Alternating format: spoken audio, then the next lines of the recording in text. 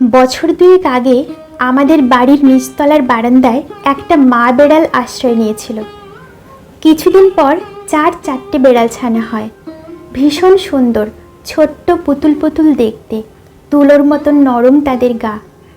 কৌস্তুভী মানে আমার কন্যা স্কুল যাওয়ার সময়, স্কুল থেকে ফেরার সময় বা আরও কখনো সময় পেলেই ওদের সাথে খেলা করত। নিজের ভাগের দুধ থেকে একটুখানি দুধ, নিজের পাতের মাছ থেকে একটুখানি মাছ রেখে দিত ওদের জন্য। যদিও দুবেলা মাছ ভাত বা মাছ না থাকলে দুধ ভাত আমরা দিতাম। যখন ছানাগুলো একটু বড় হলো, এদিক ওদিক ঘুরে বেড়াতে শুরু করলো, দেখতে আরও মিষ্টি হলো। কিছুদিনের মধ্যেই এক এক করে 3-3টে বেড়াল ছানা হারিয়ে গেল। কোথায় গেল বুঝতে পারিনি। আমাদের বাড়ির ঠিক সামনেই রাস্তা, সেই রাস্তা দিয়ে প্রচুর মানুষের যাতায়াত।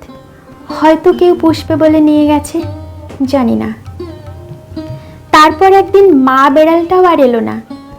কি হলো, কোথায় গেল আর খোঁজ পাইনি। শেষ পর্যন্ত একটা বেড়াল ছিল, যে ছিল কৌস্তুভীর সঙ্গী। বছরখানেক ওরা একসাথে খেলতে খেলতে বড় হলো। হঠাৎ একদিন সকাল থেকে তাকেও আর খুঁজে পেলাম না।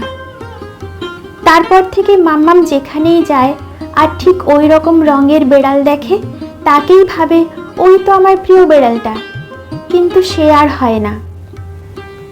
ওর একাকী শৈশবটাকে যারা আনন্দে ভরিয়ে তুলেছিল, তাদের কেউই আজ আর ওর সাথে নেই।